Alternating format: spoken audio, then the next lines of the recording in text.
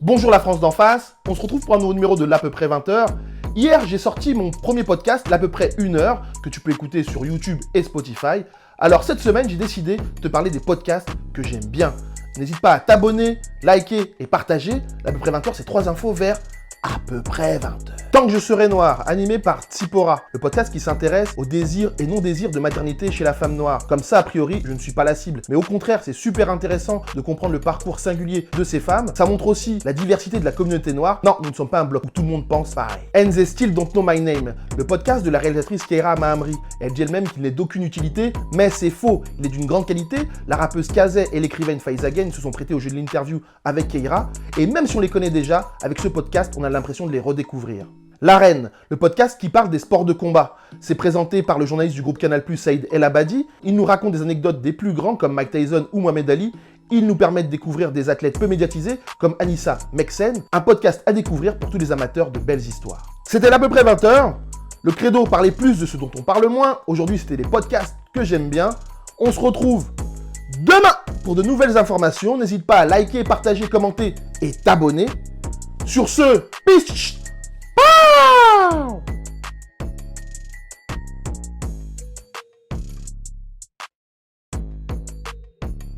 Bonjour la France d'en face, on se retrouve pour un nouveau numéro de l'à peu près 20h. Lundi, j'ai sorti mon premier podcast, l'à peu près 1 heure. Tu peux l'écouter sur YouTube et Spotify. Alors cette semaine, j'ai décidé de te présenter des podcasts que j'aime bien. N'hésite pas à t'abonner, liker et partager. L'à peu près 20h, c'est 3 infos vers à peu près 20h. Les Chroniques du Gouffre, un podcast, une fois commencé, j'ai eu du mal à m'arrêter. C'est Kevin Chacot qui raconte son histoire en plusieurs épisodes, de Sarcelles à Paris, du ministère amer au lycée avec Emma Decaune, du streetball à Riyad Mahrez, passionnant, drôle et même haletant par moments. Les Enfants du bruit de l'odeur, un nom de podcast en référence au fameux discours de Jacques Chirac en 1991. Deux mamans, Priska et Ulrich, nous parlent des problématiques liées aux enfants racisés, notamment en milieu scolaire.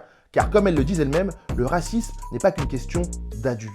Black Square Club, un podcast de passionnés de culture afro-urbaine. Marina, Samuel et Lisiane nous parlent musique, mode, cinéma, séries. Ils y invitent régulièrement des artistes et des créateurs qui méritent d'être connus. Et je dois reconnaître que c'est là-bas que je découvre les sons qui m'ambiancent. C'était à peu près 20h. Le credo, parler plus de ce dont on parle moins. Aujourd'hui, c'était les podcasts que j'aime bien. On se retrouve demain pour de nouvelles informations. N'hésite pas à liker, partager, commenter et t'abonner. Sur ce, peace.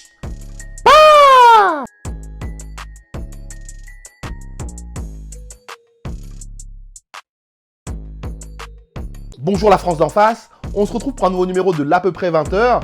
Lundi, j'ai sorti mon premier podcast, l'à peu près 1 heure, que tu peux retrouver sur YouTube et Spotify. Et cette semaine, j'ai décidé de parler de podcasts que j'aime bien. N'hésite pas à partager, liker et t'abonner. L'à peu près 20h, c'est 3 infos vers à peu près 20h. Si tu as envie de passer un bon moment, je te conseille le podcast Un bon moment de Kian Kojandi et Navo. Les créateurs de Bref reçoivent des artistes, souvent des humoristes. Ça rigole beaucoup, mais ça parle aussi avec sincérité des joies et des difficultés de la création artistique.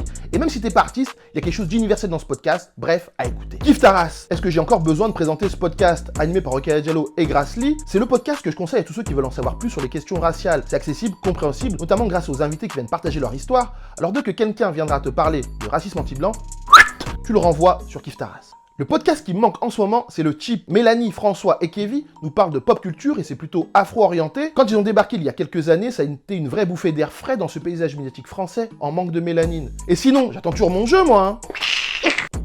C'était à peu près 20h. Le credo, parler plus de ce dont on parle moins. Aujourd'hui, c'était les podcasts que j'aime bien, même si beaucoup étaient mainstream. On se retrouve demain pour de nouvelles informations. N'hésite pas à partager, commenter, liker et t'abonner. Sur ce, peace.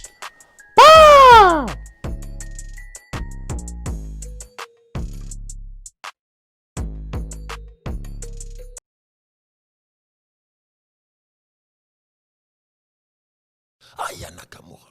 Sainte Aya. Ah oui. Bénédiction si ton nom. Entre nous y'a un fossé, toi t'es bon qu'à faire la malade. Tu viens de citer Aya Nakamura. Ah, Sainte Aya, Sainte Aya, je te dis pourquoi. Parce que vous, en plus, non seulement vous êtes. Donc, quand j'ai vu que vous, les jeunes d'ici, vous étiez trop vénères, là, mais en plus, vous reproduisez le truc des darons blancs. C'est-à-dire la domination patriarcale des blancs. Mais vraiment, quoi. Et après, vous regardez le grand machisme de vos parents, probablement. Mais vous allez... Donc, vous êtes dans cette revendication sans jamais voir l'ego. Jamais vous voyez l'ego. Ou l'ego, parce qu'en plus, tu sais, par exemple, dans les boîtes de nuit, l'ego, elles peuvent rentrer, mais pas les mecs. Ouais. Elles ont l'air... Elles sont dans l'imaginaire populaire, quelque chose comme... tu sais, c'est des sex symboles comme ça, inaccessibles, dont rêve le petit blanc, Babtou, un peu fragile comme ça, machin. Mais son exotisme. Donc, voilà. Donc, tu vois, elles sont dans une espèce de case, dans le meilleur des cas. Elles sont dans cette case-là. Jamais vous, les mecs, vous les voyez. Alors que votre origine culturelle, justement, c'est la daronne, pas le daron. Mais vous ne vous rendez pas compte de ça. Et donc, les filles sont le sous-prolétariat de votre prolétariat. Ouais. Tu vois ? Et elles n'ont jamais... Quand elles existent, là, c'est toutes des intellos. Toutes. Ouais, c'est vrai. Ah ben ouais, elles sont sorties du truc. Elles sont devenues des blanches comme les autres. Tu vois ? On gomme toute origine sociale. Rien. Il n'y a pas de pauvres, il n'y a rien. Donc c'est la tante arabe, la tante noire, sa fille, la grande sœur qui est toujours dans son coin. Tu vois. Et Aya vient tout péter. Elle vient tout exploser. Elle ne fait pas semblant d'aimer Juliette Gréco, elle n'en a rien à foutre. Elle ne fait pas son Abdel Malik, là. Elle n'en a rien à foutre. Tu vois, elle arrive avec l'accent de son milieu populaire, avec les pratiques de son milieu populaire. Elle vient avec ses sœurs. Avec ses mots aussi. Avec ses mots, tu vois, et elle arrache tout. Elle met sur la carte de l'imaginaire français. La femme prolétaire, noire ou arabe, elle pointe un truc. Boum, bien fait pour vos gueules. Tu vois, et sans compromis, et c'est beau. Et la révolution se passe là comme ça, mais sans que vous vous rendiez compte.